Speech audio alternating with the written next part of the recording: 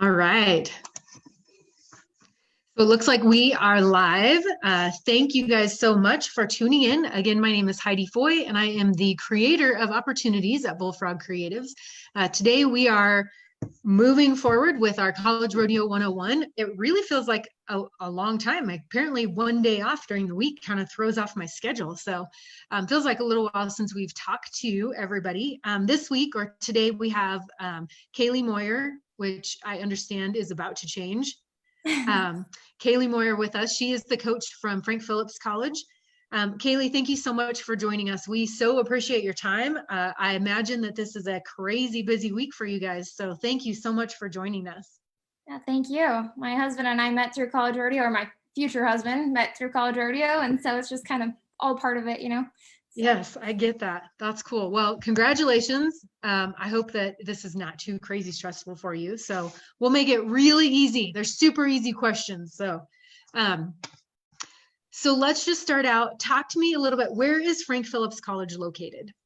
So we are located 1 hour south of Goodwill, Oklahoma, where Panhandle State University is, and then 1 hour north of West Texas A&M in Canyon, Texas. So we're about 45 minutes from Amarillo. Perfect. Right off what would Canadian you? River. What's that? The Canadian River. We live right there on top of it. So. Okay, great, cool. What is your school, I guess, best known for, or your community best known for? So Frank Phillips College got its name from the founder of Phillips 66, who was Frank Phillips. So we are a state college, but he donated our library, and then he also donated the land on which we sit on. So we are definitely geared around the oil field. Okay. As a female coach, being at Frank Phillips College has been really interesting because I have really built some relationships with my men's team, and we're usually my men's team is bigger than my women's team. And so to be a female coach, kind of in that world has been a little bit different, but we definitely have a lot of athletes that are welders, pipe fitters, electrical, process technology, meaning they learn how to run the generators and the plants and all of the switchboards that go along with that. But of course we have nursing and we have agriculture. I would say probably 50% of our team is in ag, and then probably 25% somewhere in the oil field. And then I have several of my girls that are biology majors, either going to be pre-chiropractic or something along those lines. This year we've had 2 girls that are looking into physical therapy and chiropractic. So that's been very cool. Yeah, interesting on their degree plans. Talk to me a little bit about the community that y'all are located in. Is it a big community, smaller? What can kids expect? Yeah, so there's about 12,000 people in Borger. We've got a Walmart. We have great food, but most of it is mom and pop shops. I mean, we've got Brahms, and of course, we've got great ice cream, but great Mexican steakhouses, burger joints, like 3 coffee shops. Definitely, as far as food goes, it's definitely a necessity in the coffee area.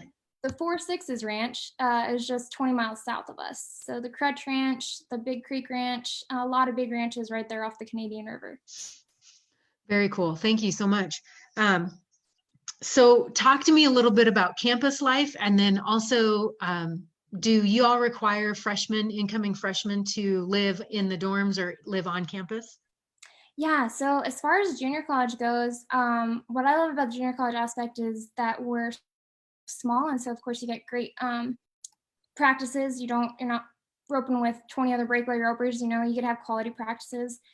And probably one of the greatest things I love about FPC is that everything is located on campus, including our equine stalls. So we've got 60 stalls on campus, and then as well as our practice facility. You can literally wake up in the morning, walk over, feed your horse, walk over to the cafeteria, walk to class, walk back down for practice. So everything's within walking distance. I spent 2 years with Jake Clark over at Torrington, and I loved that. But then not having our own facilities, there was just a lot of time traveling back and forth to practice, and then unhooking your trailer and then trying to go to class. And I really like the way that FPC is set up. As far as our athletes, we would definitely encourage them to live in the dorms. I have a policy for my rodeo athletes that I do require my athletes to live in the dorms unless they live within the Borger city limits. I just think they get a better aspect. Not only that, it's easier to schedule practice. We've had practice at 8 o'clock in the morning till 10 o'clock in the morning. For some of my welders, we bucked out horses. They were in welding class, which means they have afternoon and night classes. But as far as everybody living in the dorms, at least everybody's on campus, and we're a lot more flexible in our scheduling of practices. Yeah, definitely.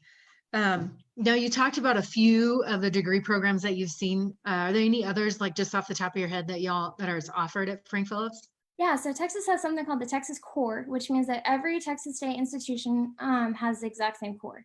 So if you start at a junior college in the state of Texas, you can transfer to any state university. So as far as getting your gen eds out of the way, you only have 12 credits of electives. Texas also has something called the Virtual College of Technology. We call them VCT courses, which means that a lot of the junior colleges, in order to fill your elective classes, offer those up to other junior colleges. So you might take a class online from, let's say, Odessa College, but it shows up on your transcript as an FPC credit. So Gotcha. essentially, we can offer any elective you might be interested in, because your Okay. core classes is about 48 hours and you've got 12 hours of electives. Okay, perfect. So you have mentioned little bits and pieces of your rodeo program kind of throughout the talk, but talk to me specifically a little bit more in depth about the practice facility. You mentioned that it is on campus. Yes. So what is the average, I guess, what does the average day look like? Or I guess the average schedule, the schedule practice, like maybe in the fall? What does that Yeah, look like? fall is always crazy for our region. Usually it's Mhm. hi, nice to meet you, glad you're here. We'll practice for 2 weeks, and then our college rodeos start in the Southwest region on Thursdays. So we practice Monday through Wednesdays. Definitely huge asset to have our practice facilities on campus. We have about 60 stalls with runs. Half of those have automatic waters. Half of them don't, because I don't have enough water pressure. So we decided not to put the rest of them in. We've got about 70 head of breakaway to tie down calves, depending on how many ropers that we have. We usually don't keep any more than 25 to 30 kids on the team. One year I had 14 breakaway ropers. I don't think we'll ever do that again. If you give 14 breakaway ropers 20 minutes each, all we did was rope calves all afternoon. And it's just not a good quality practice. People are frustrated. And of course, if you want to rope on a backup horse or whatever, there's just not time. So we really try to limit our numbers as far as quality kids that want to be there. And then as far as just kids of character, people you want to be For around. sure. Something that I say a lot is, if we start workouts at 6:30 in the morning and then we don't get done with practice till sometimes 10 o'clock at night, you're living with these kids. So you want to recruit kids that you want to be around. And we're so lucky to have a president who really supports us. He goes to the college finals every year. He goes to the NFR every year. He's really given us the flexibility to recruit the type of kids that are going to represent our college and our community well, not just in the rodeo arena, but also as people of character. Well, and I would say that's one of the big differences for freshmen coming in, kind of getting used to that new flavor. Like you're not just representing yourself and your family, you're now representing the college that you choose to attend. And so I think it's, and it does help when you have the support of the president and those kids know that. I think it really helps and makes them put their best foot forward too. We've been so blessed the last 6 years. Just planning our wedding the last couple of weeks, just how many kids. I had a kid that was on my very first team who was going to fly all the way from Canada. They're really family. And I had a kid from Idaho who's now a truck driver. He's 24 and I was 24 when I started coaching 6 years ago. It's crazy. And for him to pull in and stop in and say, Coach, I'm so happy you're getting married, that kind of thing. They're really definitely family. We've had a great group of kids the last couple of years. Yeah, it's so funny that you mentioned that. We're planning a little reunion with the gentleman that I boarded my horses at in college. We're going to be heading back up to Missoula in June. So I'm looking forward to it too. I went to school at Weatherford, Oklahoma for my master's. And there was a man that I boarded my horses at. And our family is immediate family only due to the COVID, except for the people that I boarded my horses with at college. They're coming as well. And they're the only exception, but they're truly family. Absolutely. I agree. So about boarding horses, do kids have to pay to keep their horses there? Or is that included? Kind of talk about that a little bit. Yeah, so we have stall scholarships. Of course, we've only got 60 stalls. Something we've done the last couple of years is everybody's required to pay a deposit. As long as you clean your stalls, you get your deposit back. And then usually you get one stall per event that you compete in. Generally, your steer wrestlers, of course, get an extra one for their Hayes horse or whatever. And then it's $150 a semester for each additional practice horse.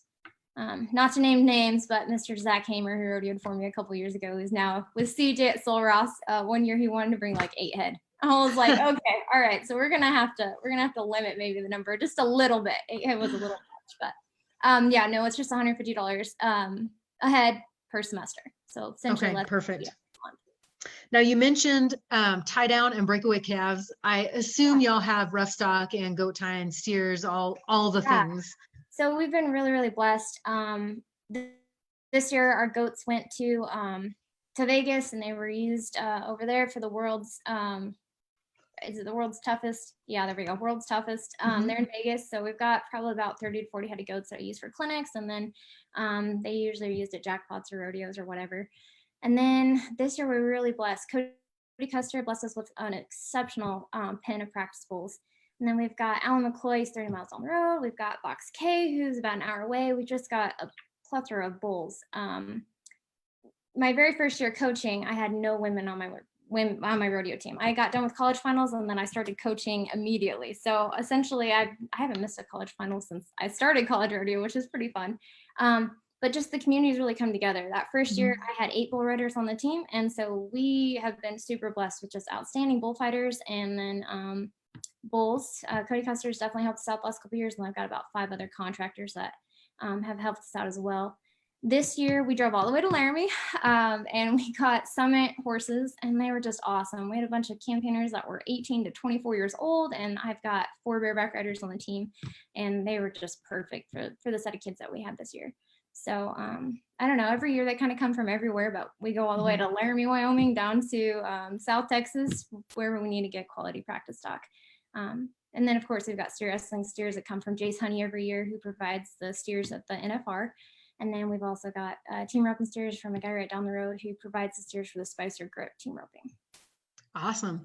Yeah. So on kind of a more personal note, I had a request from somebody a couple of weeks ago. It was like, you need to get some women coaches on here. And I was like, I got one coming. She's coming.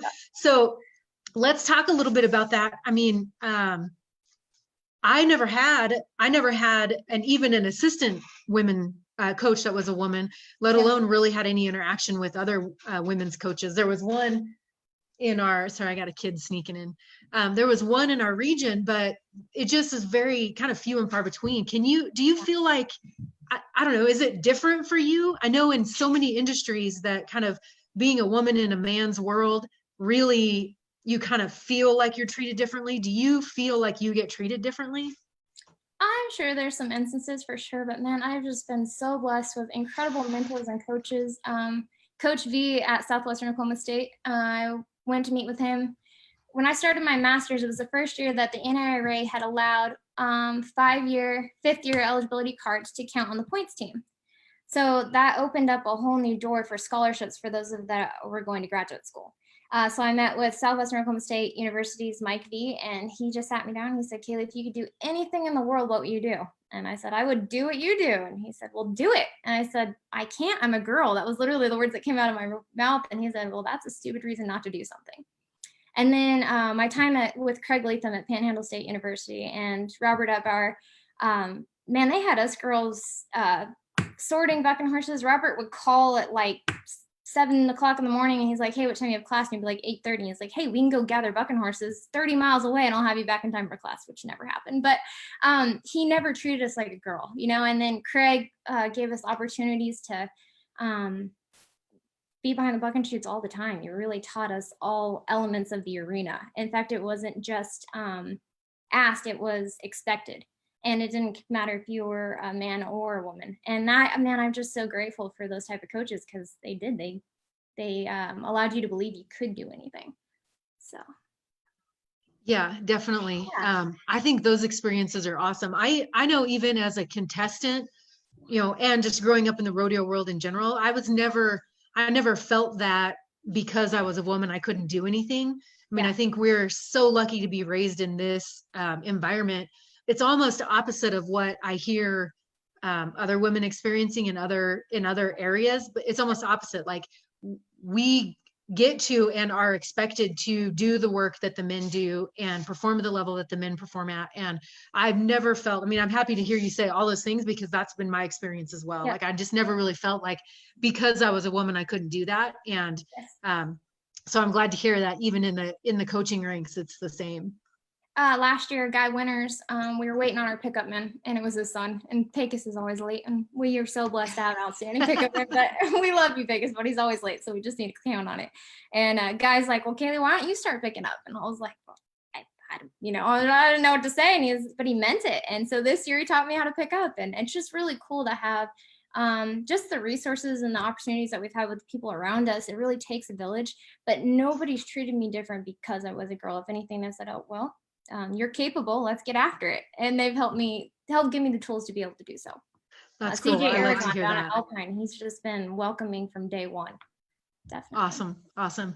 So Kaylee, thank you so much for joining us. Is there anything else that you want to add to is there anything else that you want to add to just tell people about your program?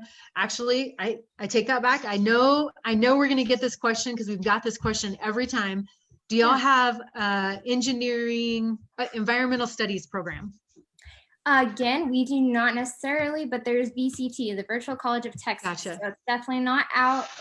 You'll get your generals just like you would at every other Texas core institution. And then we can look up through VCT what's offered for environmental biology or environmental resources. Environmental studies, yeah.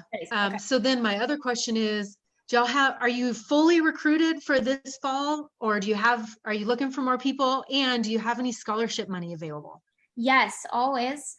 We are just so blessed. Our president, again, he tells me all the time, he said, "Now, Kaylee, here's the parameters, but then if you find that kid, you call me and I'll figure it out." So he's just, I can ask for a better administration. FPC is very unique. Our athletic director is our president. So you just go straight to the top and you're right where you need to be as far as yes, man, or no, ma'am. So as far as recruiting goes, we're not done recruiting. However, I'm really careful with the team that I have right now. We have such an outstanding team this year. Everybody gets along. Everybody loves to come to practice. I've got kids that show up early to grease the chute because they want to. I've got kids that show up early that want to clean out the bucket chutes because they want there to be a better practice, and it's never asked. And so I think I'm very careful this year to find the right type of kids. So no, we're not done recruiting, but we definitely want kids high of character and that want to be there. Perfect. So if there was one thing that a kid that was interested in coming to school and coming to rodeo for you, what do they need to do right now? Reach out. Tell us why you want to come to FPC. I remember Jake Clark at Torrington. I never high school rodeoed. I was just a Little Britches kid. I tied sixes in Little Britches, but nobody knew anything because it's just we rodeoed right there local. And I remember Jake telling me to be a fly in his ear, a bug in his ear. He said, "You just bug the crap out of me. Don't let me forget about you." And I would say that to every kid out there. If there's somewhere you really want to go, keep bugging them. I think you said the squeaky wheel gets the grease or whatever. It's definitely true. So if you want to go somewhere, reach out and tell them why. So I was kind of blown away. I've talked to my parents about this a couple of times. Like, I didn't really start thinking about going to college on a rodeo scholarship until like my senior year. Yes. And I was blown away because the first week that we started doing these kind of interviews, an 8th grader reached out to me and I was like, yeah. And I feel like I kind of missed the boat, but I think that it's just so much more well-known and more publicized out there. Like, get your poop in a group and start contacting coaches and places that you're interested in, and do it early and often. And I think that's a great line, what you just said about being the bug in the ear, and don't ever let them forget about you. So for those kids that are watching, student athletes, I try not to call them kids because 2 things: it makes me feel old, and I kind of don't think they like it either. So so student athletes, make sure you're reaching out to these coaches that you want to talk to or that you're interested in, and just keep on the top of their list for sure. Kaylee, thank you so much for joining us. We've got a few more, it looks like we got a couple more weeks to go, and I'm probably going to pull back just because summer and kids are getting pretty busy. But I'm more than happy to keep doing these interviews as long as I have coaches reaching out and as long as I have people reaching out. Kaylee, did you have anything else to add before I sign off? I would just say, find a program that really fits you. I was so blessed on all 3 programs that I was a part of. I definitely felt part of the family, but the last program I was involved in had mandatory workouts, and that was huge for me. As a goat tire, I worked out on my own all the time. I worked out with Shelby Winchell when I was at Torrington, but then being able to be a part of an entire team that did what I did, it just took my game to a whole new level. And Sage Kinsey was on the team that year. Dustin and I were good friends. Just having people that know where they want to go and what it takes to get there. I think it helps you not only get there quicker, but it's a lot more fun. So find a program that really fits whatever goals and aspirations that you have. Yeah, that's so true. I mean, even just talking to the handful of coaches that we've talked to here on this broadcast, you have like the program at UW was really structured and very scheduled out and really routine, and that's not for everybody. And I think really making sure that you talk to a lot of coaches and talk about their program and what does the normal day look like, you know, finding that program, like you said, that really fits what your goals are and what your personality is how you can be successful in college, and not just successful, but enjoy your experience. I mean, it's a short time and a lot of stuff happens in that short time. And so you want to make sure that you're kind of soaking it all in. And I think it's real easy for both of us to look back and think about that kind of stuff now. But when you're in that moment, it's real easy to just kind of go with the flow. Yes, absolutely. I would definitely figure out what you want and mean it. I think kids write down goals all the time, but write down the difference between what your aspirations are and what you wish would happen, and then go after what those real aspirations are. Because I don't know, I'm 30 now, I guess, and time just seems like it flew away. And if I could go back, there's so many things I would have done different. As far as I would have weeded some things out, and I would have went after some other things harder. And so definitely find out exactly where you want to be, and then find a program and a coach that is going to get behind you and help you get there. Definitely. Thank you so much. Very, very good words from a coach. Thank you. So thank you guys so much for tuning in. We do have a little bit of a live audience here, and I thank you guys for joining us. I say it every week. If there's a coach or a program that you're interested in and you want to find out more, call them or send me a message, and I'll try to get a call out to them and see if we can get them on here.